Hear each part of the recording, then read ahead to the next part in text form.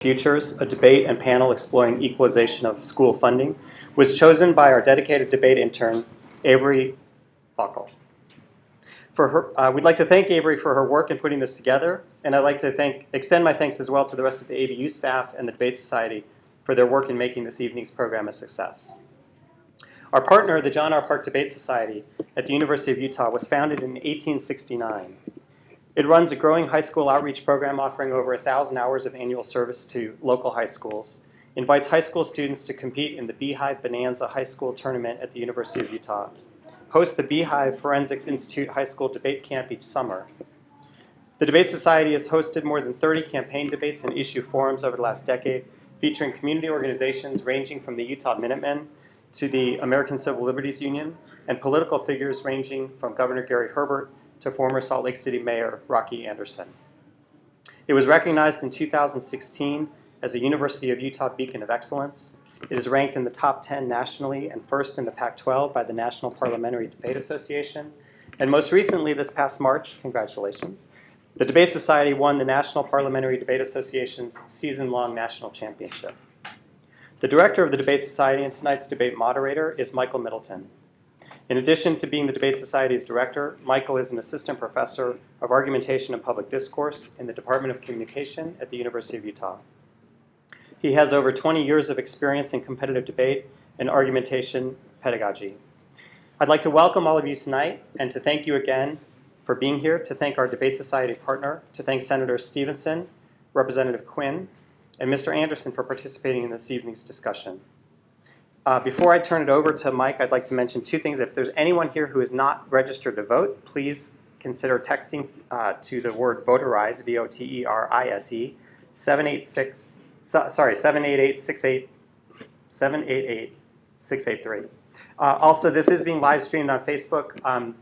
The mics hopefully will pick up mostly, obviously, what's happening here, but we'll try to keep the audience quiet if we can.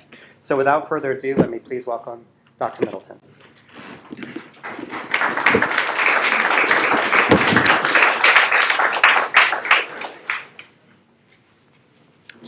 Good evening. My name is Michael Middleton, and I'm the director of the John R. Park Debate Society. Adding to Josh's welcome, on behalf of the staff and students of the John R. Park Debate Society, we thank you for joining us and our friends at the ABU Education Fund for tonight's event, Inequitable Futures, a debate and panel exploring equalization of school funding.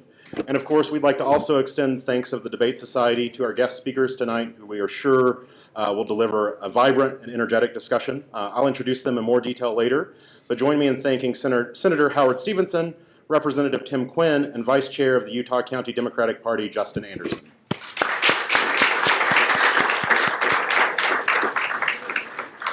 Before I outline tonight's program, please join me in turning off your cell phones or other devices that you might have with you that could potentially interfere with tonight's event. All of us are undoubtedly aware of both the importance of and many of the issues facing Utah's system of public education. On the one hand, Utah's educational outcomes are generally strong. On the other hand, Utah's average spending per student is among the lowest in the nation, and many teachers frequently leave Utah for higher paying jobs in neighboring states like Wyoming and Nevada. Indeed, both the strengths of and challenges faced by Utah's education system are more expansive than can be addressed during tonight's limited discussion. Given that, we'll focus on arguments for and against equalization of school funding and its potential implications for Utah's education system, but also give the panelists an opportunity to comment on other related issues. We'll begin with a demonstration debate by members of the John R. Park Debate Society on the resolution, resolved the state of Utah should equalize public school funding. Following this debate, our panelists will participate in a moderated panel discussion of this issue and related topics, followed by questions from the audience, including those of you watching on Facebook Live who can submit questions via the comment feature on the video feed. To begin, join me in welcoming tonight's student debaters who I'll ask to come up and grab a seat as I introduce them. Affirming the topic will be Shad Wojciechowski. Shad is a junior majoring in political science and business management and is from Ogden, Utah. Shad's competed for the Debate Society in parliamentary debate, extemporaneous speaking, and after-dinner speaking. Over his 3 years on the team, Shad has qualified multiple events to the American Forensics Association and National Parliamentary Debate Association National Championships. His partner will be Chris DeFreitas. Chris is a sophomore computer science and communication major from Salt Lake. He competes for the Debate Society in communication analysis, parliamentary debate, and impromptu speaking. Chris and his debate partner ended the fall semester of competition ranked second overall in the nation in parliamentary debate. Opposing the topic will be Rachel Carlson. Rachel is a sophomore majoring in communication and gender studies from Salt Lake. She also competes in parliamentary debate, and her partner recently appeared in the Sweet 16 round of competitors at the Great Salt Lake Invitational held at the University of Utah, the largest regular season debate tournament in the United States. Her partner for tonight's debate will be Madeline Lehman. Madeline is a senior English major from Salt Lake City. She competes in dramatic interpretation, duo interpretation, and parliamentary debate for the University of Utah. This April, Madeline will represent the Debate Society at the American Forensics Association National Championships. And after graduation, Madeline is planning to teach English abroad, hopefully in Japan, if her interview next week goes well. Each of the debaters will offer a 5-minute constructive speech, beginning with the affirmative, and alternating between speeches in favor and against the resolution. Following this, each team will offer rebuttal speeches, beginning with the opposing team. Shad, the floor is now yours to offer a 5-minute speech in favor of the resolution. Resolved, the state of Utah should equalize public school funding.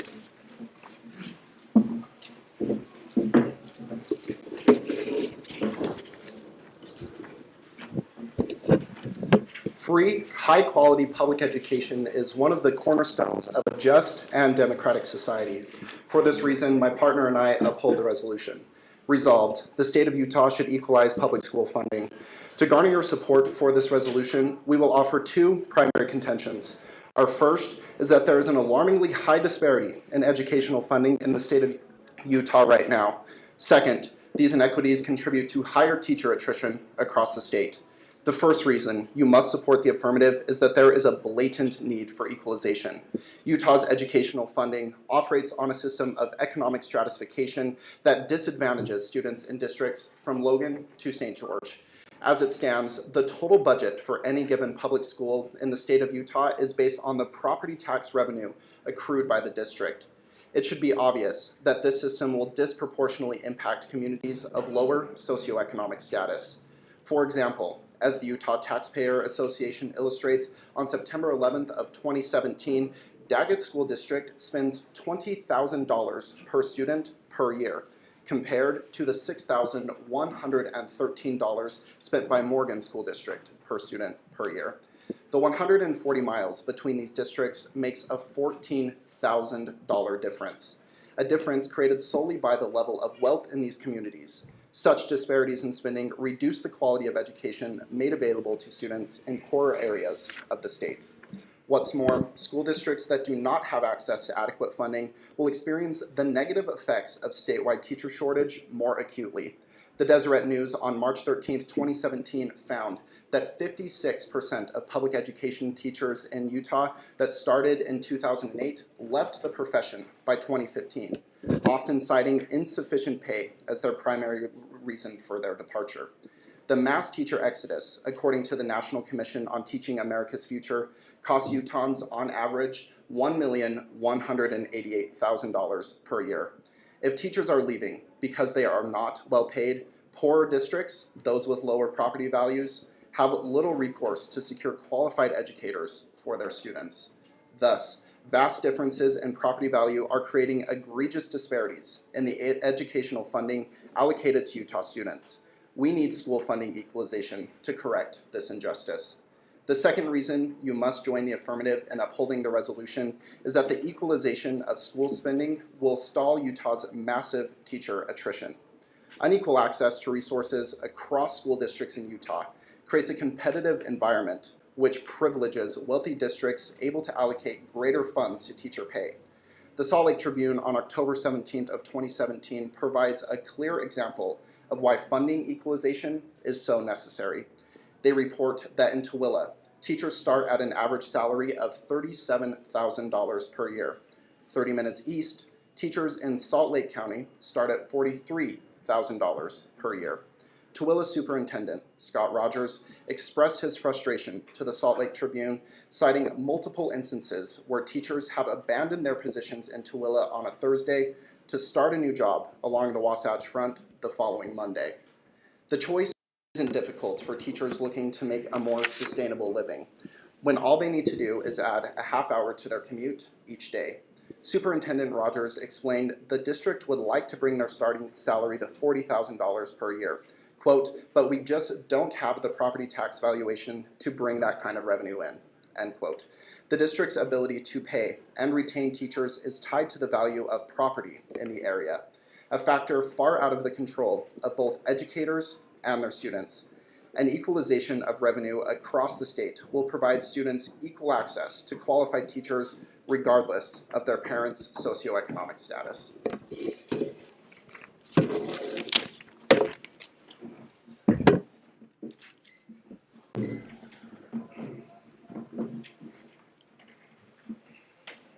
Can you please explain some more of the teacher attrition, which you discussed in your second contention? Yeah, I mean, so basically, it's just simple supply and demand. If Salt Lake is willing to pay teachers $6,000 a year more than they are in Tooele, those teachers are going to leave schools in Tooele to make more money in Salt Lake, which means that schools with higher property value in the area are going to have higher access to more qualified teachers, which we say leads to inequities in education.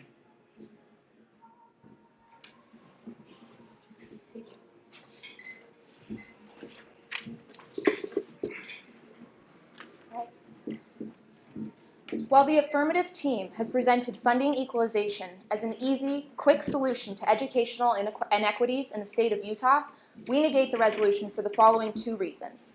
First, funding equalization schemes have empirically failed. Second, funding equalization does not address the underlying causes of educational shortcomings within this state. To begin, we will look to Pennsylvania, who adopted funding equalization in 2008 as a case study for the efficacy of this method. Researchers at the University of Pennsylvania's Graduate School of Education concluded that payments did not reduce gaps in spending or student achievement that separate wealthy and poor districts. The research found that districts that received the most money under the plan, generally poorer school districts, on average decreased their property tax effort compared to that of wealthy districts, so that the gap in education spending by poor and wealthy districts did not shrink. The study also points to the reality that the modest per-pupil spending provided to shortfall districts was simply inefficient to make meaningful changes to spending and educational problems, or spending and educational problems that already exist. Similar efforts to equalize school funding in both Kansas and Minnesota have also run into the same problem. Regardless of the good intentions of lawmakers, creating one universalized formula to equalize per-student funding can never account for the complexities of the real world. Next, even in states that have successfully equalized per-student spending, affluent communities will always have an economic edge. According to a report published in The Atlantic, since the 1990s, thousands of parent-run, nonprofit educational foundations have been created in affluent communities. This is to funnel cash to their own students. Estimates of the total amount of money kept within those affluent communities through these efforts range as high as $4 million annually. Thus, funding equalization, while nice on paper, is always going to be an empirical failure. It will not aid underprivileged Utah school districts, nor their students.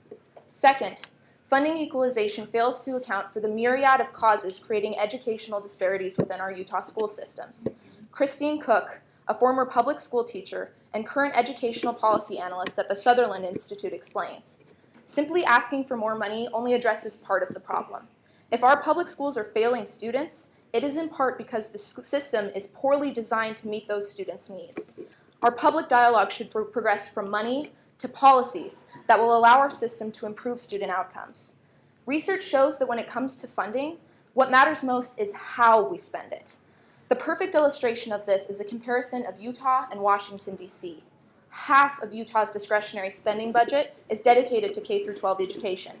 Even though Utah has the nation's lowest per-pupil spending, Utah still boasts some great academic achievements. We lead the nation in basic subject testing, advanced placement, and graduation rates.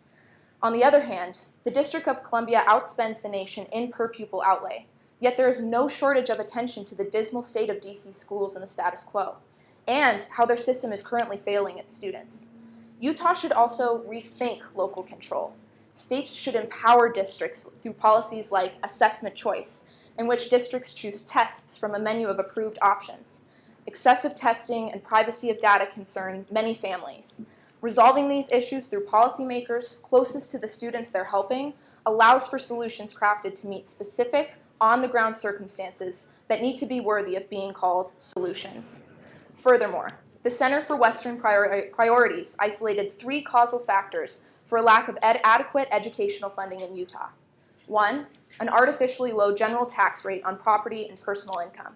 Second, a concerningly low tax rate on oil and natural gas extraction, and perhaps, most importantly, a much higher proportion of school-aged children compared to that of other states.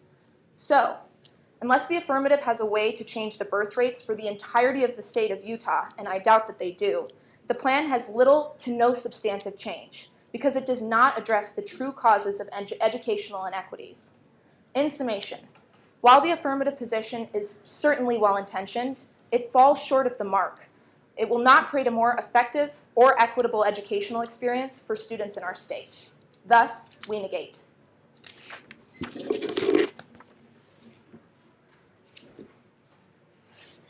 So can you tell me a little bit more about your Pennsylvania example and what exactly caused equalization to fail and what the legislation looked like there? Sure.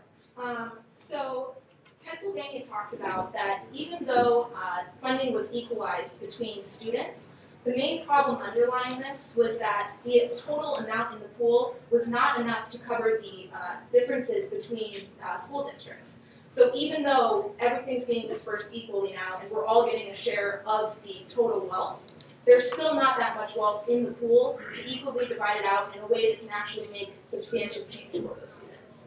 Okay.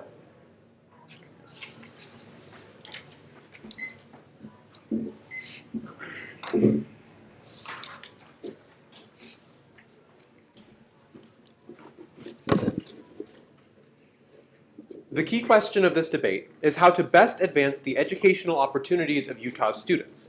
As we've demonstrated, the status quo is unsustainable and results in massive disparities in the educational quality students receive based predominantly on their geographic location.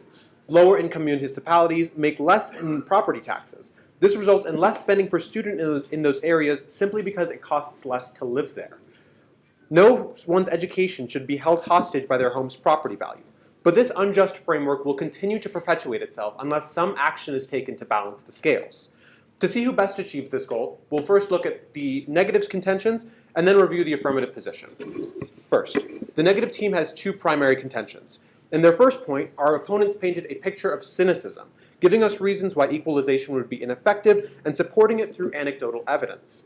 We agree that addressing these instances of failure is important. We can use them as learning experiences and tailor our implementation of this program to best fit our economy and our students. However, the history of public education equalization is not all failure. In 2012, the Wall Street Journal found equalization efforts in both Texas and Illinois were showing positive results. Anecdotal evidence just is not enough for us to come to a comprehensive conclusion on this issue as it is. Thus, our opponent's first contention is ultimately irrelevant to this discussion. Looking at these case studies to understand what kind of equalization works and what doesn't will be important, but only after we first agree that equalization is the way to go. The negative's first argument is not a reason to reject the affirmative, it's just a reason to think carefully about how we implement a system like this. Now let's look to the negative's second point. Recall how our first speech attributed unequal education students are receiving to heavily stratified property values. The negative team claims the root of these issues lies not in uneven property taxes, but insufficient funds overall. They argue that regardless of how these property taxes are distributed, students in Utah are condemned to a lackluster education the moment the state legislature allocates funds in the budget. Unfortunately, the numbers simply disagree. According to the Economic Development Corporation, proportionally, Utah spends more of its total budget on education than any other state in the nation, at a whopping 41%. In addition, Utah's annual per-pupil spending is increasing more than any state in the nation as well, at nearly 6 times the national average. And that per-pupil growth should be shocking to you. If you're wondering where all that new money is going, look at the wealthiest school districts in Salt Lake. That's where you'll find it. If the issue was raw funding, the problem would have solved itself. Unfortunately, that's not the case. Thus, you cannot give much credence to the negative second contention either. It's distribution, not volume, that's the issue. Now that we've refuted the arguments presented by the negative, we can review the analysis the affirmative has given so far.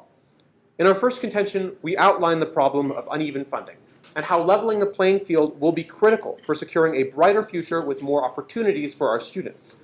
Today's educational standards require comprehensive infrastructures. Textbooks, supplementary materials, and technologies all cost money to produce.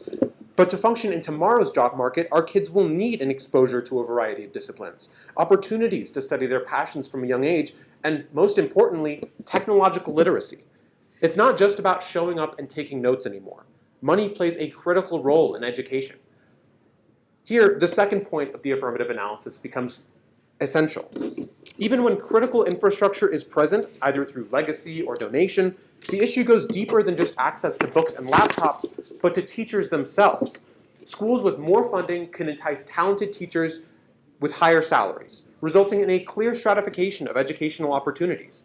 Thus, the students in districts with lower property taxes have both worse material conditions and less qualified teachers, vastly widening the economic disparities.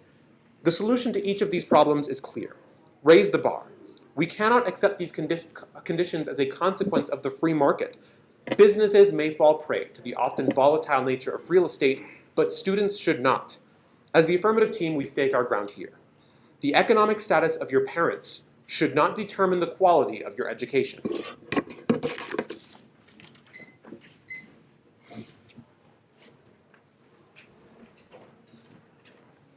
So if it's true that money plays a critical role in education, why is just adding more money being distributed equally? What will that do to change the structural problems that exist within our educational institutions? We claim that the root of those structural problems lies in the distribution of that funding to begin with. Claiming that simply further distributing money within these school districts is a valid point, but we say that first and foremost, these districts need to have money to spend. We specifically outline the issue of Daggett School District versus Morgan School District. A difference in $14,000 can make a lot in terms of how that school district can use that money to advance the educational opportunities of their students.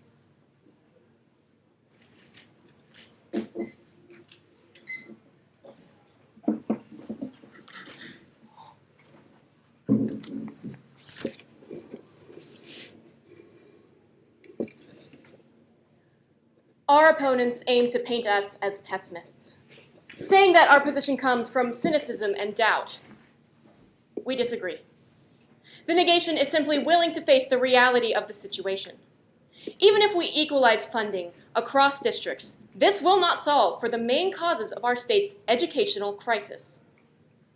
Evidence suggests that the problem is not the distribution of funding across students, but the total quantity of funds for all students. Redistribution of insufficient funds will still lead to poor educational outcomes.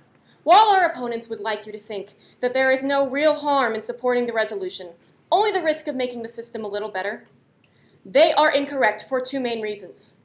First, funding equalization creates a one-size-fits-all policy. And second, by masking the true causes of educational deficiencies, the affirmative perpetuates the harms they aim to eliminate. First, funding equalization does not lead to long-term relief for struggling school districts. Poorer areas of the state will absolutely get some immediate relief from the affirmative, but this short-term assistance comes at long-term expense. Without a push to increase funding for specific struggling schools and districts through increased property tax, income, and fossil fuels, the overall pot from which schools draw will not increase. The inability to solve for this statewide shortage in education funding is a unique harm that the affirmative fails to address. Without targeted funding increases for struggling schools, affluent homeowners are incentivized to prefer lower and lower housing taxes because they can always make up the difference through private educational foundations in their own communities, creating two distinct tiers of public education. Second, the affirmative masks the underlying causal mechanisms and diverts attention away from the real issue at hand: insufficient funding dedicated to education. Nationally, Utah is at the bottom of the barrel when it comes to education spending per pupil, with a statewide average of around $6,000. Because smaller districts Park City, with fewer students, are often those with the highest per pupil spending. Equalizing funding across state would have little impact on larger districts like those in Ogden or Davis. Low spending districts far outnumber those with higher per pupil spending, further minimizing the impact of equalization. Funding equalization will not make up for educational spending deficits in the way the affirmative would like you to believe. The state of Utah is in educational funding drought, and moving insufficient water around will still leave students thirsty. It is the total amount of money that matters most, not how it is being assigned. The affirmative only masks the problem with insufficient statewide funding per pupil legislation. Our attention should instead be focused on legislation that will address the serious underlying problems rather than painting over them. Even if we ignore the distinct disadvantages to funding equalization, the plan itself would remain ineffective in equalizing the quality of education across the state. For example, the Park City District has separate fundraising services to supplement tax-based school budgets. The Park City Education Fund provides a majority of external funding used by the district to engage in activities like teacher shopping, where they use their financial leverage to acquire the best educators for their students. Funding equalization does nothing to account for these external funding sources, meaning that even if it were to become a law, it would not solve for the skewed funding across districts. Those districts that are currently wealthy have infrastructure in place to stay that way. In summary, we see funding equalization decreases net gains from property taxes. It perpetuates the harms that it attempts to solve, and finally, it will likely be ineffective in truly equalizing education funding across districts. For these reasons, we stand in firm negation.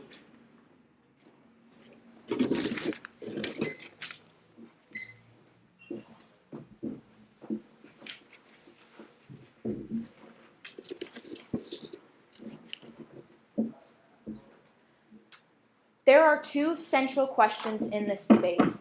Has funding equalization empirically been sufficient to effectively solve for educational inequity? And are there alternative problems at the root cause of educational inequality being overshadowed by good intentions like the affirmative? Though the affirmative plan sounds like an excellent idea in the abstract, we must be willing to acknowledge the reality of the situation. Funding equalization is not proven to work. They say that we can learn from the mistakes of Pennsylvania. However, they have not told you how they can make pragmatic changes to overcome larger systemic issues that exist within the system. As Madeline told you, insufficient funding for educational spending is the reason for educational inequities.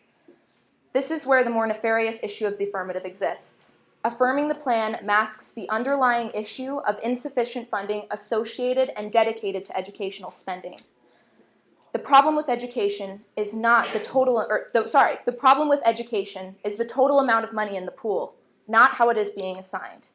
Look, there isn't enough funding to go around. Simply changing how we disperse these funds allows for the placation of policymakers to never address the underlying issues that plague our educational system. Thus, we negate.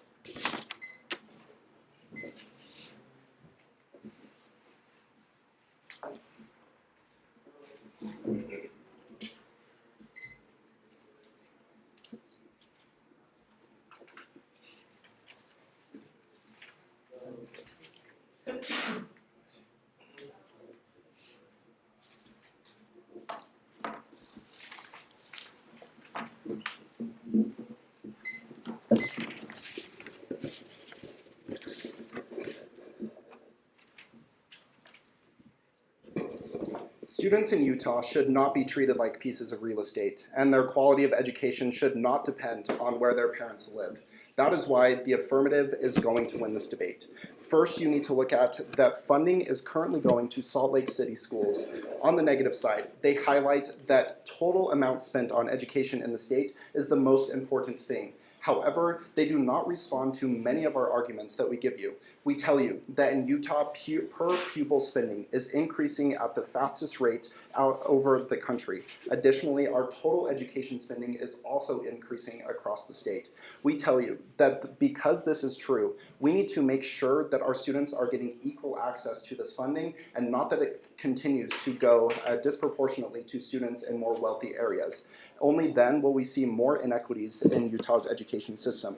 Additionally, we do two things for their structural problems. We resolve spending disparity. By being able to equalize funding across the state, they are going to try to tell you that total amount is the most important thing. However, we're able to show that counties like Tooele and Morgan would get higher access to education funding in a world where this is true. They literally admit that on top of the affirmative case, which shows you that there is a benefit for students in these districts and no reason to believe that we will not create a better future for them.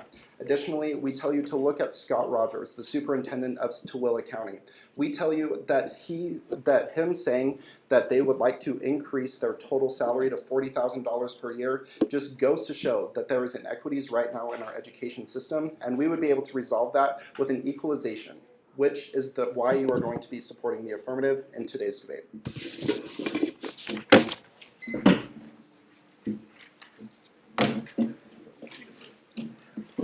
Please join me in thanking our student debaters from the John R. Park Debate Society for setting some context for tonight's discussion.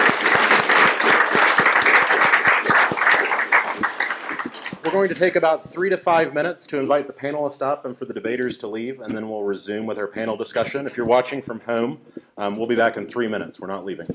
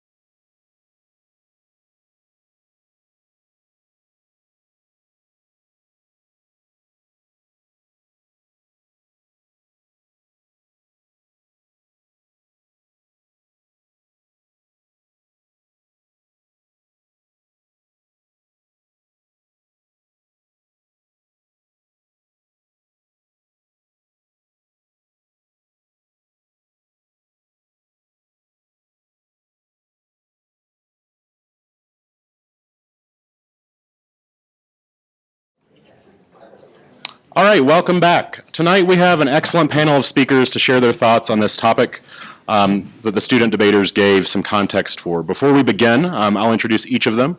First, we have Senator Howard Stephenson. Senator Stephenson began his tenure as a Utah legislator in 1993 and currently represents Salt Lake and Utah counties as the state senator for District 11. Over the years, the senator has earned numerous commendations from groups like the Education Leadership Coalition and the Utah Association for Gifted Children.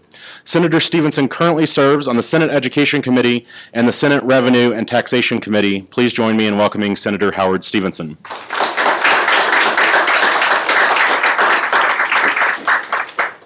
Next, we're joined by Representative Tim Quinn. Representative Quinn began his legislative service last year when elected to represent the citizens of Heber City and District 54.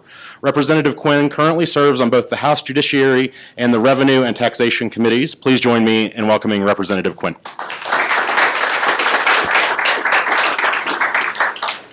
And our third panelist is Justin Anderson. Justin was elected last year to be the vice chair of the Utah County Democratic Party, whose education platform includes a call to strengthen public schools through smaller class sizes, higher teacher pay, and better equipped facilities. Justin is also a campus coordinator for the nonprofit group Students for Liberty. Please join me in welcoming Justin Anderson.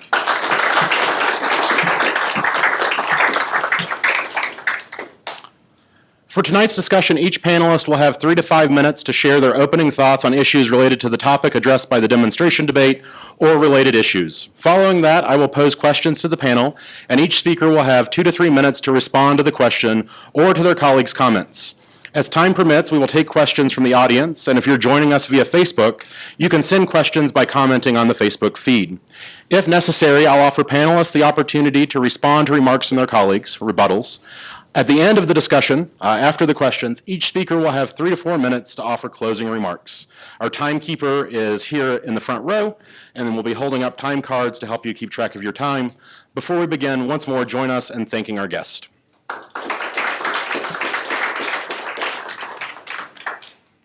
Senator Stephenson, we'll begin with you offering 3 to 5 minutes of your thoughts on the issues of education funding in Utah. Thank you. It's a privilege to be here tonight. I'm honored by those students who debated this issue. And I have to say that I agree with both sides. If that was the limit of the information on the Utah proposal. And I'd like to clarify that and hopefully get the support from both sides on that debate, because they did an excellent job. For some time, Utah was known as a state that on the statewide funding was very equalized. We were noted that we had similar funding per student across the state as far as the state funding component goes.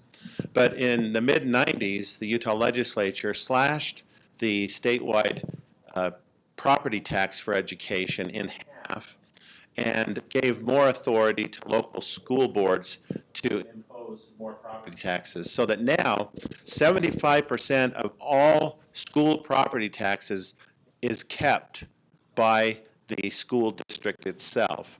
And when you have a difference in the amount that can be generated per student, that creates gross inequities. I have this chart right here that my intern can pass out to you if he hasn't already, and lets you see this chart to see what the kind of inequity is currently. As you can see from these brown lines, this is the amount generated per student on one tax increment. As you can see, Park City is extremely high, and other districts are 1/100th of Park City down here at the low end, which is a gross inequity in the amount of that 75% of property tax that is kept by the local district. This is what enables Park City to pay their teachers, on average, total compensation of $102,000 annually, average teacher compensation. On the other hand, you get other districts, such as Tooele, that struggle to pay their teachers total compensation on average of $63,000 per student. And that means that Park City gets the first choice of the best teachers that have graduated from college. They get the cream of the crop. They're able to hire them in April or May, whereas Tooele is still struggling to fill classrooms in August after school starts. In fact, sometimes they have a couple of dozen classrooms that still don't have teachers.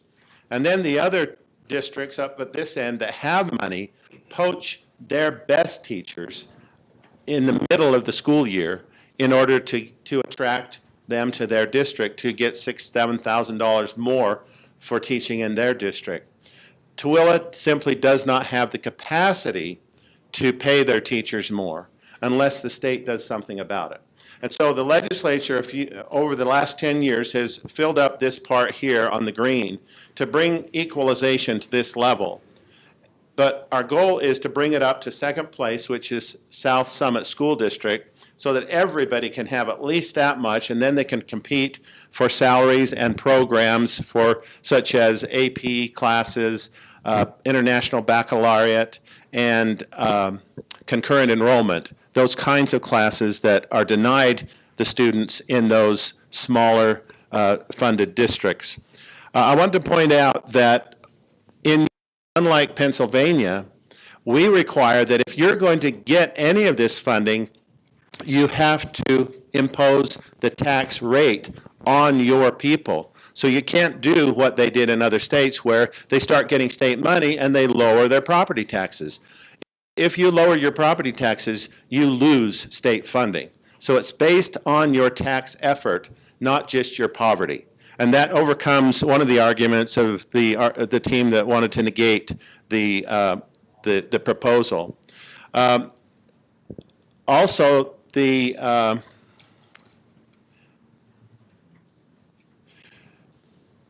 salary schedule here on this second sheet shows you a regression line of what they are able to pay in salaries. This is real.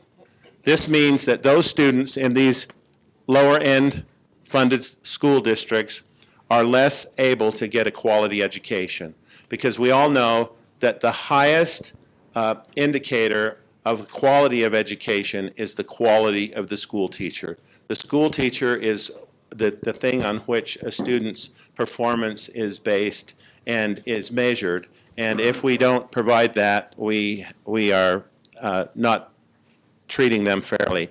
It's my opinion that we need to ensure that every student in the state has an equal education opportunity. And you're going to hear some arguments about other factors that ought to be considered. And I agree with those, Senator and I will Stephenson? consider those as we go. Thank you. We'll next turn to Representative Quinn to offer some opening remarks on the topic. Thank you. Also want to congratulate the students that were debating tonight. You guys did a wonderful job. I'm assuming you were being graded or there was some type of competition here. Please do not give those same types of grades to Senator Stephenson and I. We will both fail.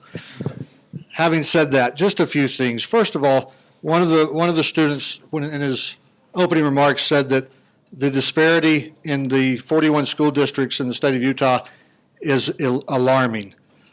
I would say that if that's alarming, then there's 49 other states where bigger fires are burning right now. Utah is the most equalized state in the nation. We do that through the WPU, something that the legislative body set up years ago. So we are already the most equalized state in the country. So when we start talking about further equalizing, one of the proposals was to take money from the WPU and supplement this new proposal to equalize. So we're taking money from an equalization component to further equalize education. That proposal makes no sense. If you look at this chart that Senator Stephenson brought with him, he has the benefit of his intern and weeks of advance notice. I apologize, I did not. But if you look at this chart, most of those very wealthy school districts that we're claiming are wealthy, they're very, very small districts. Daggett has less residents than probably the Alpine District has employees in the district office. So if we were to take the money from those wealthy districts and distribute it across the board, there would not be enough money to equalize this, because those school districts that we're claiming are wealthy are very, very small. The two districts I represent are Park City and Wasatch school districts. Both of those are in the top 10, and Park City is way above everybody else. We can kind of leave that out as an outlier and just go from number 2 to 41. Wasatch School District has roughly 7,000 students in it. Alpine School District has roughly 70,000 school students in it. If we were to take money from the Wasatch School District to help equalize Alpine, how far do you think that would go on a per pupil basis? Not very far. I think Utah does a great job of equalizing its funding, and if we're going to talk about the revenue side of equalization, then I think it is a must that we talk about the cost side of equalization. And what I mean by that is, to be a teacher in Tooele or some other more rural counties, the starter home may be $125,000 in those school districts. If you were a teacher in the Wasatch School District, a starter home is $350,000. We should not be equal because the cost of living is not equal. I filled up in gas today in Park City. I had a meeting there this morning. When I came down to Salt Lake for this meeting, I just glanced at the service station across the street. The gas is almost 22% higher in Park City than it is here. So everything from land purchases, home values, gasoline prices, and everything else is much higher in some of these districts. So if we're going to look at revenue, then we must include cost into that. How can we say that a teacher in Tooele needs to be paid the same thing as a teacher in Park City when the home values are impossible for a teacher on a Tooele salary to pay what a teacher in Park City has to pay to live? So again, if we're going to talk about revenue side, we must talk about cost. Thank you, Representative Quinn. And it is true, Representative Quinn agreed to join us last night, so we are especially grateful for his participation, and we should definitely curve his grade tonight. With that, we'll turn to Mr. Anderson.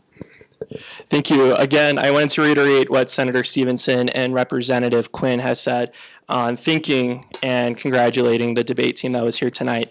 If we had that decorum in legislative committee hearings, I think we'd get a lot more in 45 days than what we currently do. So thank you for all that you've done and prepared for tonight. I wanted to highlight a few things. So far, we've talked a lot about numbers. We haven't brought up names. We've talked a lot about percentages, and we talked a lot about pupils as if they're just statistics, and we haven't looked at them as students, as children who have lives, whose lives and futures are being dictated by the zip code they live in, which determines the quality of education that they receive. I attended 11 schools between 5th grade and graduating high school, and I fell through a lot of cracks in the education system for a lot of different reasons. But one of the things that did not get me out of those cracks was being in a quality school district, being in inner city schools, living in rural counties that did not have substantive education funding. We didn't have AP classes. We didn't have opportunities to go to the local community college or to go and have our senior year at the local university. And so when we have these students living in these zip codes that are intelligent, that are smart, that are passionate, that have dreams and visions, but they live in the wrong neighborhood because their parents don't have the best job, we're denying them so many opportunities that they could have if they only had the resources. We talked about this curve that Senator Stephenson has brought for us. While students like being graded on the curve, they do not like being financed on the curve. They like to be treated equally. They want to know that they have equal opportunities. And I have no doubt, despite the differences that I'll have with Senator Stephenson and Representative Quinn, that we all believe that the greatest investment we can make is in our children. And that by investing in our children, we are investing in our future and our communities. And so that is not up for debate tonight. The debate is how we invest in our future. Have we invested enough? And what can we do to increase these opportunities for our students? And I would like to bounce off. I believe it was the team that negated with just more money doesn't necessarily fix the problem. I agree. We need to look at the bureaucracy in our school districts. We need to make sure that as we put this money, as we put these dollars into these school districts, that it's coming down to the students. It's reaching the classrooms. It's reaching the teachers. It's getting the school supplies. It's taking them on these field trips. It's providing them with real education opportunities instead of just the newest textbook or whatever it may be. And so I'll be back and forth on, I definitely believe in the equalization of education funding, but I also do not believe that that will solve the crisis. Going back to what Representative Quinn said earlier, there are fires in other states, but we can't point to those till we put out the one we have at home. And we need to make sure that we start addressing that. And hopefully tonight we can start talking about what needs to be done, how it can be done in preparation for the legislature. Because while we can't go back and tell our students maybe next year. We tell that to our lobbyists behind closed doors. We do not go back to our school districts and say, sorry, maybe next year. They deserve more than that, and our students deserve so much more than what we're giving them, both in dollars and in value and in what we are doing with our time. That is all. Thank you. Thank you, each of you, for offering some of your preliminary remarks on the topic, and I think we'll return to several of the issues that were raised in those remarks as we move through some of the questions tonight. I'll begin by asking some more general questions before turning to specifics about proposals to address inequalities in school funding. Most broadly, many have argued, including the Deseret News in November 2017, that the underlying problem is that Utah, at the state level, rather than at the district level, simply does not provide enough resources to educate children. That is, that the problem is not so much the equalization of the education funding pie, but rather the size of that pie to begin with. Do you agree or disagree that the problems that equalization attempts to address are symptomatic of a more systematic lack of funding, and what measures, if any, would you support to address that problem? And for this, we'll begin with Representative Quinn. I think the legislature has made a fairly significant effort over the last few years of increasing funding for education. I think last year alone, just in K through 12, it was in excess of $130 million. That was on top of the new student growth. Can we do more? We can, and we will again this year, probably with that a very similar number. One of the problems that the state of Utah has is we do not have the mechanism that most states have in funding education. The engine that drives the funding for education in most states is property taxes. We do not have the luxury of taxing 2/3 of the state. So we've gone to income tax, both personal and corporate. 100% of all income taxes go to fund public education. I think that speaks volumes to the commitment that the citizens of the state, as well as the legislature and the executive branch has put towards education and the students there and the worth that we place there. We do talk a lot about the WPU. We talk a lot about it being the lowest in the nation.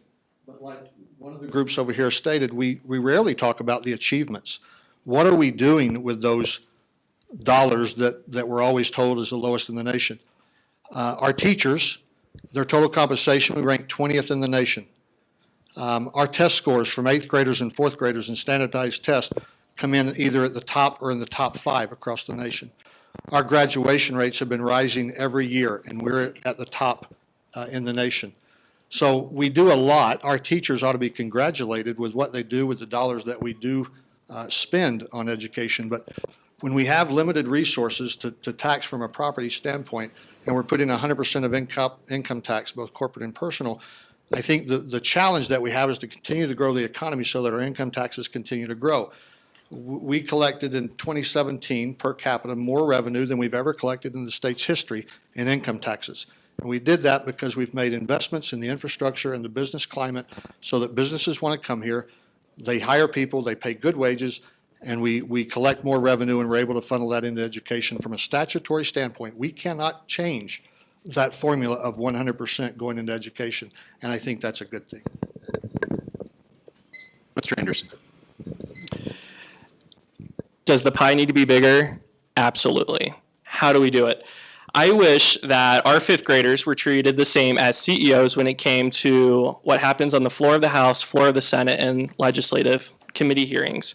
Between the bailouts, the incentives, the loopholes, everything that happens with special interest groups, and when there's another corporation that's announced coming to Utah, the legislators run to find out what they can do to mitigate, to enlarge in the loopholes, what incentives, what bailouts, what incentives can be given to them. And that's often at the expense of our education system. And then, after all of that happens, then we're stuck with, how are we going to fund our schools? That wasn't the first question asked. It was the question asked after we hit a crisis. So I think addressing some of our fiscal tax policies and how we carve out exemptions for a lot of corporations, and we start meddling in that field when we shouldn't be, is the first step that we need to address. It's the first area we need to go to, and making sure that we do have an equitable system in our private market. there is the Our Schools initiative that is currently going around.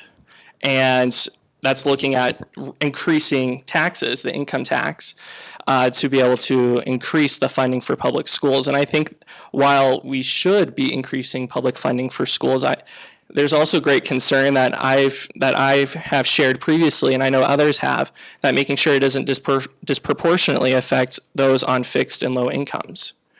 If we're talking about these school districts that already are in low income households, increasing their taxes may fix their education, but we may decrease their quality of life in other areas. And so this is a tricky area. This is no easy solution. It is difficult. It is hard. But I think the best way to advance forward is to look at our exemptions that have been carved out for corporations that create an unequal playing field, and then being able to level their playing field to level the ones that we need for our children. Thank you. Senator Stephenson. Thank you, and thank you for not giving Representative Quinn more than one day to prepare. If he does this well with one day, I'd hate to think what he did with more time. So I want to contrast Utah's spending, where we're dead last in the nation, with the rest of the nation, because I agree with the Negate team that more money does not necessarily mean better education. We are dead last in the nation. However, America spends more per student on average than any other of the industrialized nations. And on the PISA International Report Card, we rank below median on that, and we're pretty pathetic in what we do with those dollars. And the International Study Group of the National Conference of State Legislatures gave a report on that called No Time to Lose. And I would invite you to look at that online, because it gives the prescriptions of what those countries are doing with a lot less money. They're paying their teachers a lot better, and they consider their teachers as nation builders. They revere their teachers. But it's not because they're spending more. It's because they're putting the dollars in the best priority. And Utah tends to do that better than the rest of the nation. The rest of in the Midwest, for example, the average district size in some states is less than 1,000 students per district. That's not a good business plan for being efficient. We are one of the most urbanized states in the nation. As such, we're able to have compact, efficient units of education, and that's part of the reason we spend less. Also, with the Rust Belt, those states, the hardest thing for a school board to do is to close a community center, which in America, that's what our schools are.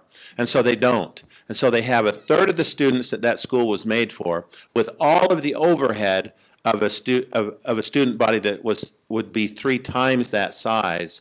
And that's why they're spending so much more than we are, in large part, not because they're spending more on the education of children, but they're spending more on transportation, on overhead, and inefficiency. We have an efficient system because we're so urbanized, and we don't have a lot of our students in those high-cost rural areas. So it's not all about dollars, it's about how you spend it, and we fortunately have the ability to be more efficient. But when one school district is competing for talented school teachers with another, that's where we need to have equity. And that's why this plan should be going forward. We have 2 plans, by the way. One of them is coming from the House by Representative Brad Last, which would basically freeze the statewide basic rate and use that money to equalize. Senator Fillmore is doing another bill which would just take a portion of the growth in income tax each year and give it to equalization. Should I have a follow-up question, and you can maybe offer your rebuttal as part of the answer to that? So I have to remember 2 things? Yes, but I believe in you. Before we talk about what we do with the money and whether or not we use it more effectively and sort of the question of distribution, I want to return to something you said, Representative Quinn, when you were discussing the $130 million, roughly, increase in state education funding that the legislature put into place last year. There was also $33 million to account for new students.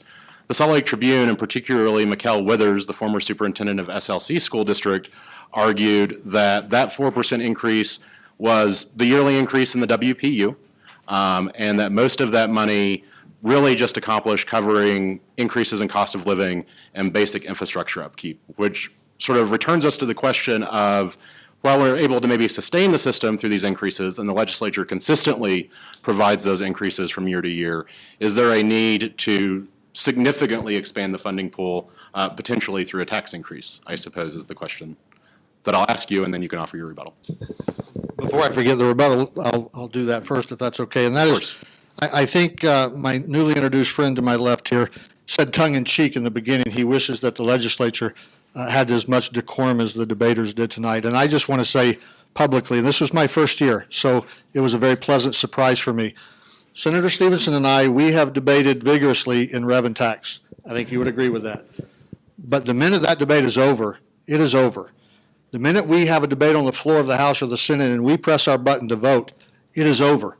And we are very good friends. The minority leader, Brian King, who represents part of Salt Lake and part of Park City, he and I served on 3 committees together, and we became fast friends. So there is, I know you were doing that tongue-in-cheek, but there is a great respect and decorum amongst both parties in both chambers of the legislature.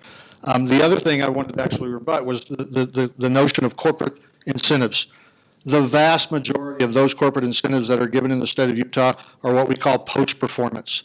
They do not get an incentive until they have met the requirements of that incentive, that they come to the state, they employ the number of people that we required them to employ with the type of wages that we required them to pay. It's only after that they get those incentives, and we base those incentives on an increase of revenue through income taxes. So that was my rebuttal. And if you'll quickly remind me of the question, I told you 2 things was too much. $130 million, covered cost of living, not an actual real increase in funding, is the argument made by some, like the superintendent of SLC schools. And I totally disagree with that. One of my colleagues that Senator Stephenson knows well, Representative Jeff Moss out of Saratoga Springs, who used to be a member of the state school board, sat down with the Alpine School District finance manager just this past week and said, let's go through these numbers, and you tell me how a 4% increase or $130 or $140 million increase only kept the lights on or only kept up with the cost of inflation. And they drilled it down line by line where that money went, where that 4% WPU increase went within each district, within each school, and within each classroom. And at the end of the day, the administrator had to admit that you're right. This did a lot more than keep the lights on. This gave pay raises to teachers. You've seen the school districts here in Salt Lake County give bonuses because they were able to, in large measure, because of that 4% WPU that we gave. Thank you. Mr. Anderson or Senator Stephenson, would you like to address this question of sort of the argument that there hasn't been a real increase to education funding, but rather cost of living increases that have sort of maintained the status quo? I would just echo Representative Quinn rather than repeating. Mr. Anderson? The same. Excellent. You guys are a dangerous crowd. We can't have a debate if you agree, so become less agreeable. One of the things that I wanted to ask you each to address before we talk about sort of equalization of funding specifically is one of the arguments that was brought up by the debate teams, the argument that's made by Christine Cook of the Sutherland Institute, which is, yeah, Utah gets whipped a lot for spending the least per student, but they also accomplish more with that money per student than almost any state that they can be compared to. Part of her thesis or part of her argument is that it's not really a question of funding, it's a question of more innovative policies that allow more local control, that allow districts to respond to their student needs, to the unique parts of their funding resources that they have or don't have, and other differences rather than sort of being responsive to top-down education policies like assessment and other things that she argues are sort of unnecessary or poorly spent, poor uses of resources. Do you think there's any merit to that argument, that there are changes in education policy that can allow us to continue to do more effective things with our money and would allow us to maybe focus less on revenue generation or revenue redistribution? Mr. Anderson, why don't you begin? I do agree with her assessment. I don't think giving a blank check to the superintendent of the school district is going to necessarily fix the problems that we are seeing across the state. We need to make sure that these funds are being utilized in the best manner by each school district. And that's sort of hard to do from the state level when we're going to attach all these strings and then the school district has different needs than what maybe was discussed on the House and Senate floor. I definitely do think that there needs to be some innovation when it comes to the school system. There are other education systems in Western European countries that by the time that their students are in our version of 12th grade, their knowledge and education level is far advanced and they're of different topics is extremely diverse. And for instance, just foreign languages alone, and music and the fine arts. But enabling our students and school districts with these funds to be more innovative, to incorporate technology into the classroom, and to adjust policies. And we need to make sure that we are scrutinizing our school districts, that we are looking at where the money's going. Because the question isn't, is the pie big enough? It's not. We can increase it, but we want to make sure where those funds are going, it's in the best interest of the students. We need to make sure that these super and school attendants and staff aren't receiving an outrageous wage, which does happen, whether it's in Utah or in other states. We want to make sure that these funds are being allocated to the students in the most efficient and effective manner.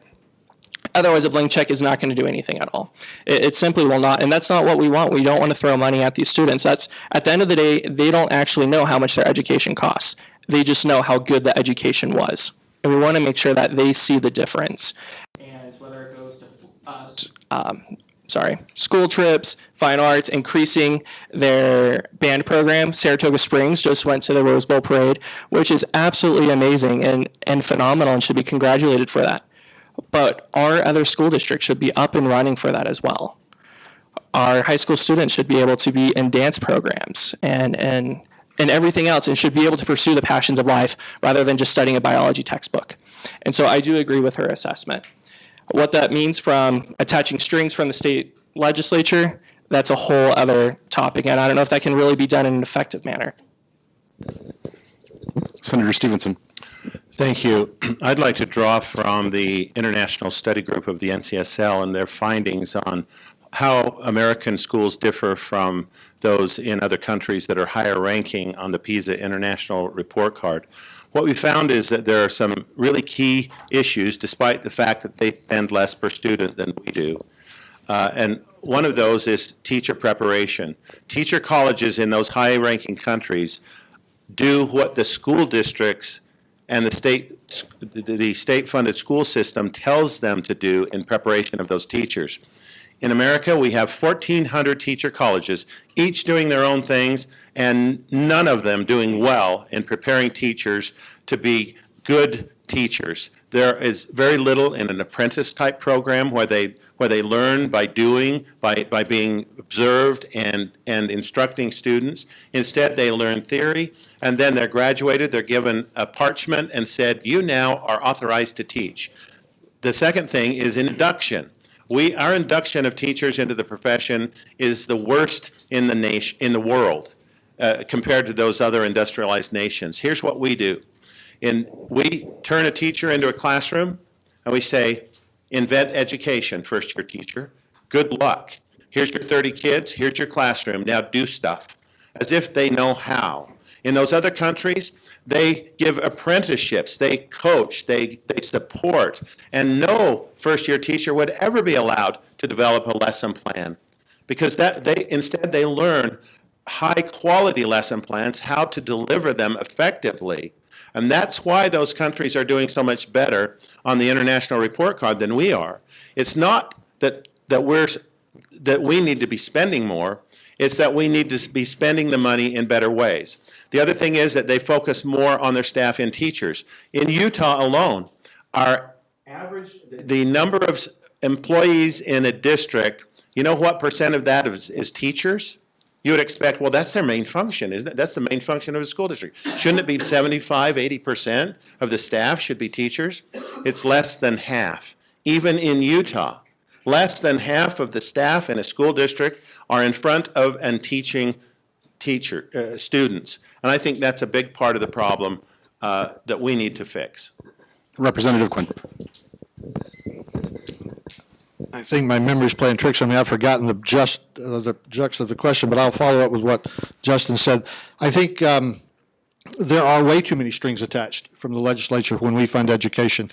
I would love to see almost all the dollars that we fund in education be pushed down to the local districts. Does it mean that they're going to do a perfect job? Absolutely not. But are they held more accountable from a district of 7,000 students and presumably 10,000 parents than they would on a state level of 600,000 students? I think so. So I would give more money to the districts, let them be more innovative than we are at the state, let them be more responsive to the citizens that they represent on a much more local level.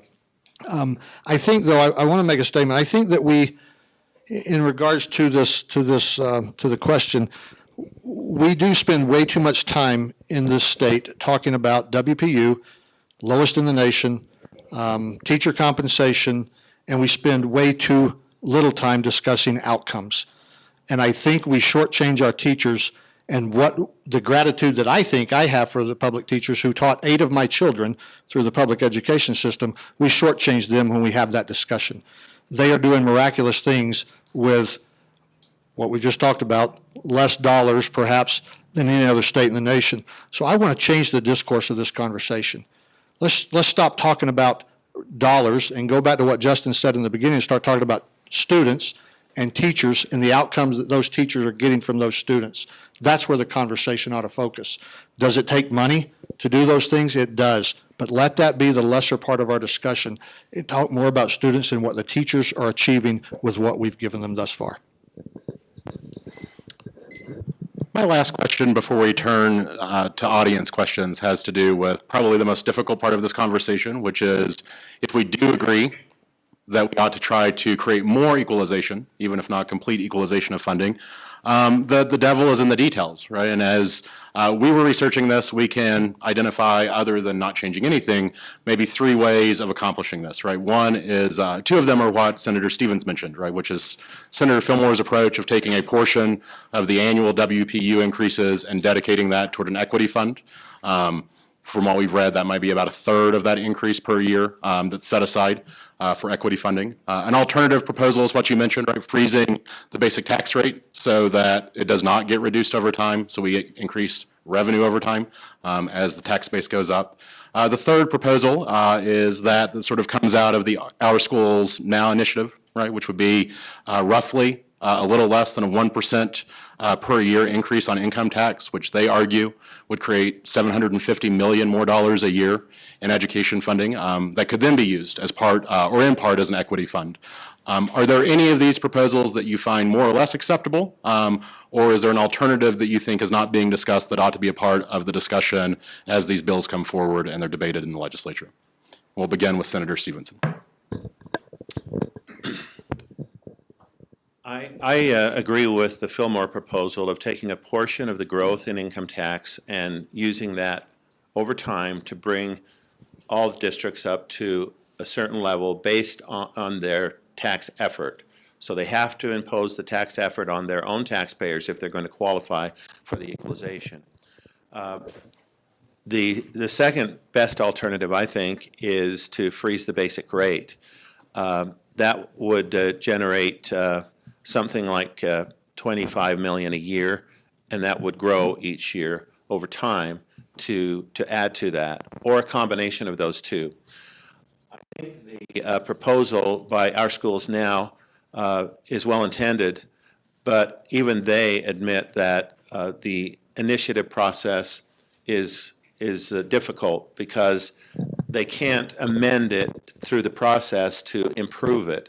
And one of the things that I think most people agree with is that it's too much money all at once to give $1,000 per student all at once. A school board member in Jordan District who is a CFO for large corporations says that I think that by infusing that money all at once, it would create some inefficiencies that wouldn't be done if it were done over a 2 or 3 year period, so that they have time to assimilate the money and put it into ways that actually make a difference for students. Representative Quinn. With those 3 particular options that you mentioned, I would agree in part with Senator Stephenson. I think that, again, of those 3, Senator Fillmore's, where we take growth in income taxes and use a portion of that to equalize, would be the best option. I would not be in favor of Representative Last and Senator Stephenson's discussion of the freezing of the basic rate. Over time, some estimates would put that at a $500 million property tax increase by year 10. And the ones that I'm concerned about are senior citizens who are on fixed incomes, who many of have paid their houses off years before. And as long as we continue to raise property taxes, and a freezing of the rate would do that, they become a tenant of the government. The government becomes their landlord. They may think that they own their house, but if they stop paying those taxes because they can't afford them, they lose the house. So I'm very much opposed to freezing of the basic rate. As far as our schools now, while it's not a 1%, it used to be 7/8 of 1%, now it's a half. But that's, in reality, that's a 13% income tax increase to the citizens of Utah. If you look back over the last 20 years and you do an analysis of revenue that has come into the state, we had basically a 7% rate, both corporate and personal, up until 2007. Governor Huntsman reduced those rates with the legislature down to 5%. Again, we collect more revenue today per capita than we've ever collected in the state's history. I believe that if we start messing with the income tax rate and raising that, we're going to water down the economy. We're going to damage the engine that has produced those record revenues. And we will get a boost. We will get a boost in revenue for the first 3 or 4 years. But I think over time, we actually start seeing a diminishing of returns by raising the rate. We have to remember, too, that the other side of their proposal is raising the rate on the general sales tax, 0.5%. That affects everyone, rich and poor. So some of the very people that we're striving to help, families with children, we're going to be damaging the most if we raise our income tax rate and we raise the sales tax rate on them. So, and also one point, and I'm going to take heat for this.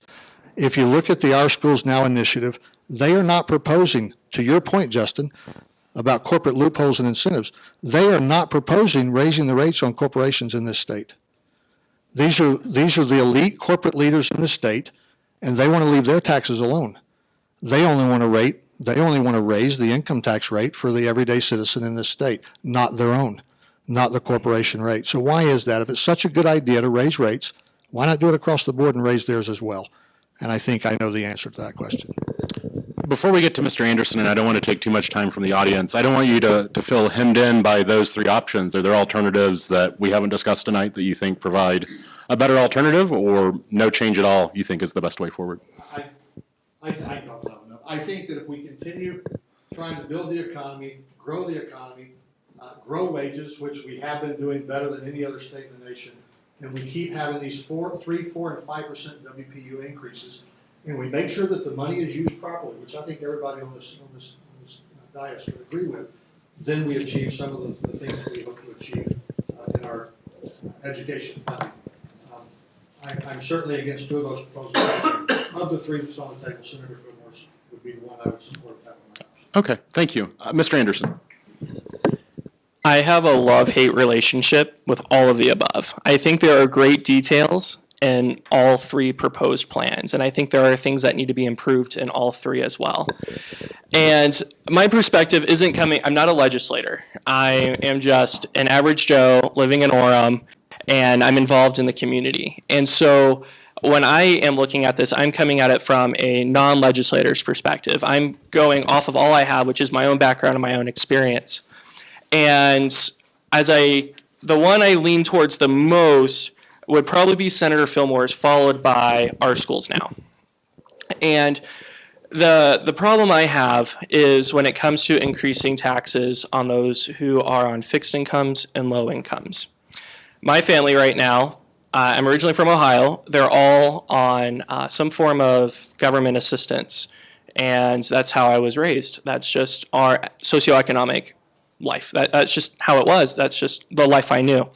And so when you are getting your allocation from the state that month for food, when you're getting this allocation for, we can only subsidize your heat up to X amount of dollars, when we're talking about these nickels and dimes that for many of us, we don't even consider, that strongly impacts the poor. And I remember getting the heat bill and being like, oh my gosh, like it's 115, but our voucher's only for 75. Like, where are we going to come up with the remainder? And so as we consider raising the taxes, my heart goes out to those who are on fixed and low incomes, because they have real stories and real lives, and they are just trying to keep a roof over their head and food for their kids and trying to get their kids a good education. And so it's a tricky problem that we're really trying to resolve. and figure out a solution for.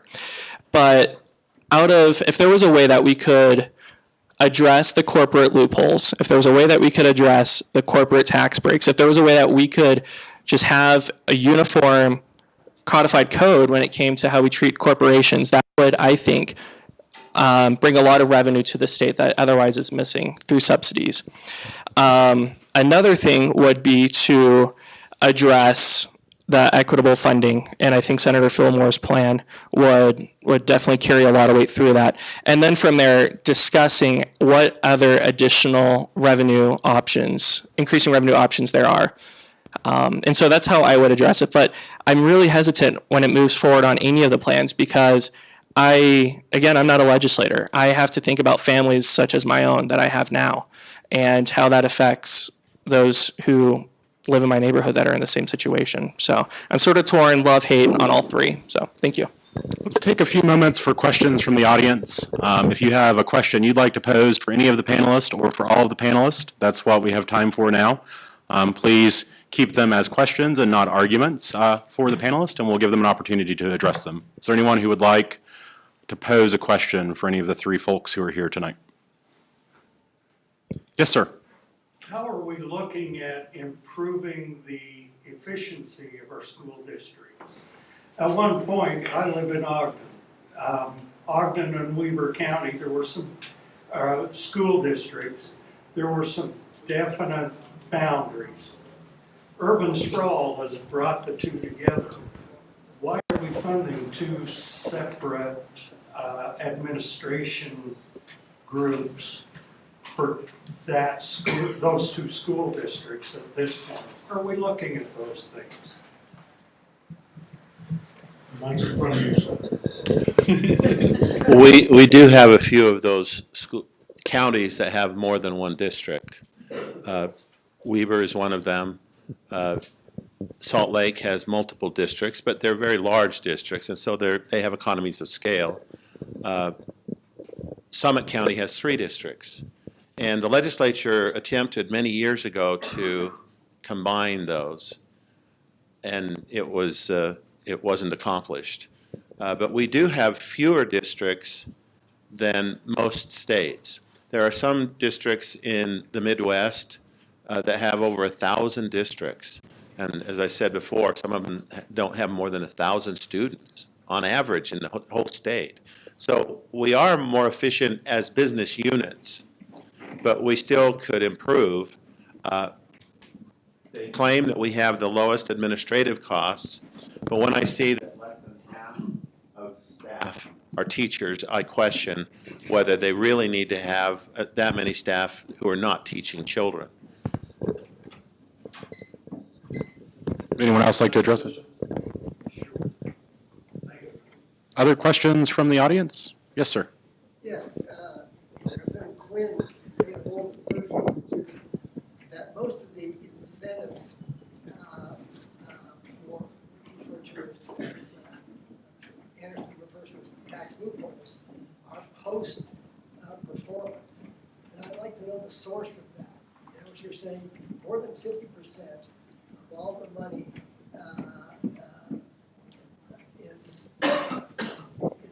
escapes is performance based. Well, most, if not all, of GOED, the Governor's Office of Economic Development, almost all, if not all, of those are post-performance incentives. The other incentives, if you want to call them that, would be things that the legislature does through certain, whether we tax inputs or not into manufacturing so that a product is not taxed along every phase of its manufacturing, and then we tax it again when you buy it as a citizen. So the things that I think we do in the legislature, and again, this is my first year, so the things that have been done in the past, some of them have worked very, very well, and we have statistics and data that show because of this $50 million incentive or tax break or tax credit, we've produced hundreds and hundreds of millions of dollars in additional income tax revenue based on employment for those people. But one of the tasks that Senator Stephenson, as the chair, Senate chair of Rev and Tax, tasked us with over the interim was looking at all of the incentives. Some of them go back to 1933. That was long before all of our times in this room. So are they still functioning in the way that they were meant to function in 1933? For example, we have to look at revenue, even on a personal level. The way we buy things has changed drastically from when we're about the same age, from when he and I were teenagers. If we wanted to listen to music, we went and we bought an album, and we were charged sales tax on that album. Now, if kids want to listen to music, they go to Spotify or something. I'm not that hip. And there is no tax on that service. We're using more services than we do products. Same thing in the business environment. We have to look at every one of those incentives and see are they working? Are they doing what they were intended to do when we passed them or when previous legislators passed them? And if not, we need to repeal them. And we did a lot of that this year. Personally, I think we need to do more of it to make sure that no one's getting an unfair break in this state. But if you look at personal income taxes and corporate income taxes pale in comparison to personal. Not rate-wise, but in dollar-wise as to what they bring in. So I think it is a valid point. You said we have data that this is in fact the case, that post-performance. Where's the story? Is there a single study by someone at the... Mr. White, I appreciate your question. I want to try to get to one more before we run out of time. So if we could allow him and then anyone else to answer. Look to go, Ed. Yeah. May I comment? Yes, please. I think it's important for us to realize that business taxes are an economic fiction. They don't exist. They are simply a way for politicians to hide the real cost of government from those who ultimately pay the taxes. Only people pay taxes. And when we try to put it on business, it's paid by people either in higher prices or in lower wages of the workers or in lower profits from the investors who are risking their capital to create jobs in our state. And so I just think we need to realize that business taxes are a convenient way for politicians to hide the cost of government in the cost of things we do. I think we have time for one last question before we take a couple of minutes for closing remarks. Is there anyone else who has a question from the audience about any issues that haven't been addressed tonight?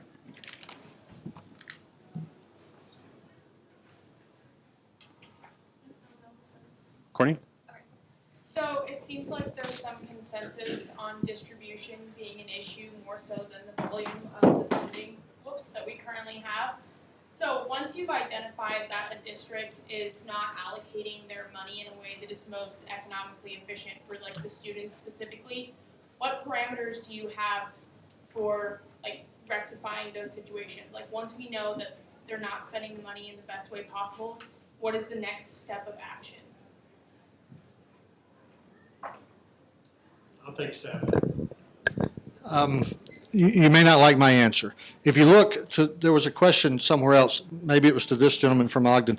If you go to the Utah Taxpayers Association, actually, their website, you can see an efficiency rating that will tell you basically the dollars that district has, how much of it is being actually spent on student teaching. And the lower the number, the less efficient they're being, and the higher number, the more efficient. And I think, if I'm not mistaken, Howard or Senator Stephenson, those numbers range from 63% to 75%, something like that. And 63 is an outlier and 75 is an outlier. Most of them are pretty consistent. But my argument would be, or my position would be, if they're not being efficient or effective with their dollars, that's a district concern and not a state concern. The one thing that I've heard consistently through my first year in the legislature from districts and educators is, leave us alone. We're the experts. We're the professionals in education. Leave us alone. So I would argue, or my position would be, let them, in some cases, try to innovate and experiment to see what best works in their district. And it may take a few years to figure out that didn't work, and let's change course. But I would rather them make that decision on a level of 1,000 kids to 70,000 kids, as opposed to us from a 30,000 foot level with 600,000 kids. My concern is that our teacher colleges and our school districts and charter schools are not using the latest research that proves how children's learning is improved. We know from the latest brain research that children learn best, adults learn best, when we get immediate interactive feedback while doing the work. It's in the book Peak, which I would recommend to everyone, P-E-A-K, by Anders Ericsson and Robert Poole. They show that anybody can achieve expertise in anything if they get immediate interactive feedback, or what they call deliberate practice, while doing the work. We have the capacity to do that today. It is being done very effectively in rare cases where teachers use the computer-assisted instructional software to do the heavy lifting of instruction so that they can do the fine work with children one-on-one.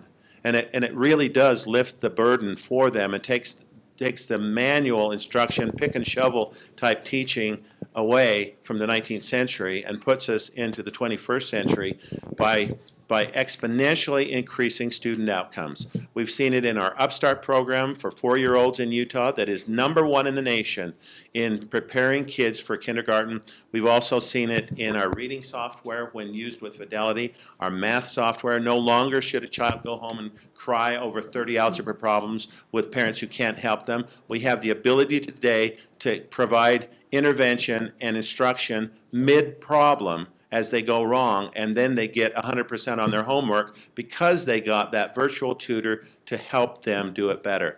But very few teachers, very few schools are doing it effectively, even though we have those tools today.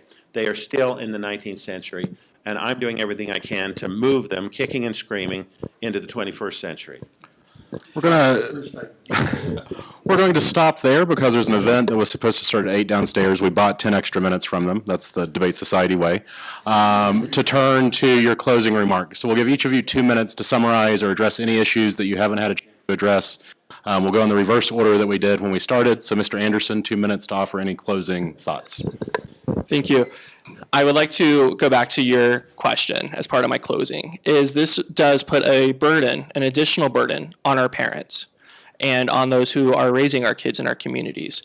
They need to know where this money is going. They need to know how their schools are being run. They need to know if they are the first ones to know if something needs to change. And oftentimes they do have solutions. And so this is really going to require a PTA to really be more involved, and not just the same parents and not just the same teachers. It's going to require all parents and all teachers coming together and really finding out what's the best way to spend this money. Because, again, Senator Stephenson, Representative Quinn, as great men and knowledgeable men as they are, they're not going to know how to address every single need that these school districts are going to have around the state. Parents do. And we need to listen to parents. And I think parents having control over this on a local level will definitely increase efficiency of funds.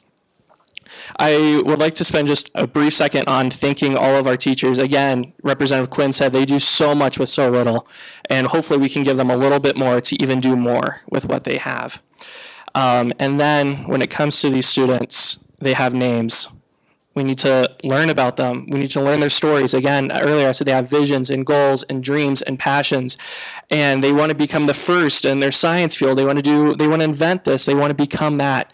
And we need to understand that, and we need to learn. And as we talk about this issue, it's so important to remember that we're talking about people and not just pupils. Thank you again for your time, and to the Debate Society for the tremendous work that you've put into this. You really took a pretty decent load off of our backs by getting a lot of things out of the way for us. So we thank you for that. So thanks. Representative Quinn. I just want to thank you for the venue and the opportunity, for the invite, as late as it was, for the invite to come down. Pick that up with Representative Wild. I will. And for the opportunity just to have this discussion. Again, I want to reiterate, let's stop focusing on the dollars and start focusing on the people, not only the students, but the teachers, and say, you really are doing a good job on what everyone considers less than every other state is getting. We're having good results. I think we continue to move forward. We continue to grow the economy. We continue to increase WPU spending and expect good things from our teachers, and I don't think that they will let us down. As far as the equalization, please understand this is not one-sided. This is not just about revenue, it's about the cost. And what we think we may be helping some teachers by equalizing the funding, we're going to be hurting some of those who live in very expensive districts. They need to be paid more because of the area that they are teaching in and living in. But again, thank you to the 4 students who debated. You did a much better job than the 3 of us did, and I hope you get a passing grade on it. Senator Stephenson. Thank you. I just want to point out that Justin kept reminding us, kind of gloating as he said it, that I'm not a legislator. He kept reminding us of that. But what we need to remember, though, is that he has accomplished something much greater, and that is that he is a Democrat in Utah County.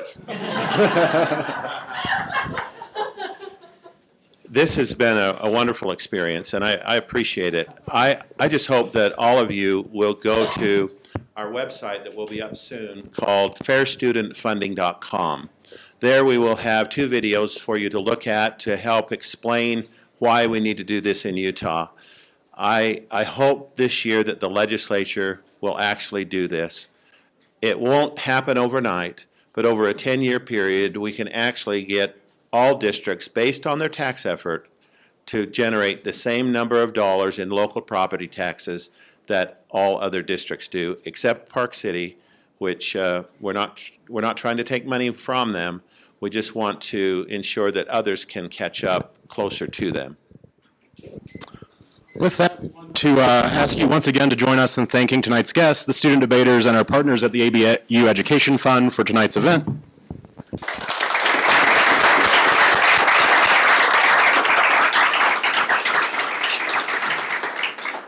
I think in a world that's marked by a disheartening political dialogue, it's good to see that there are still public servants who are committed to discussing issues with their constituents. And so we're super grateful for Senator Stephenson, Representative Quinn, and of course Mr. Anderson, who is not a legislator yet. And we hope that you'll continue to stay engaged with this issue and other issues that surely arise over the legislative session. One of the ways you can do that is to stay engaged with upcoming events and programming offered by Alliance for a Better Utah, the ABU Education Fund, and the John R. Park Debate Society. Thank you for being here. Stick around to talk with our guest if they're willing, and drive safely on your way home. Thanks a lot.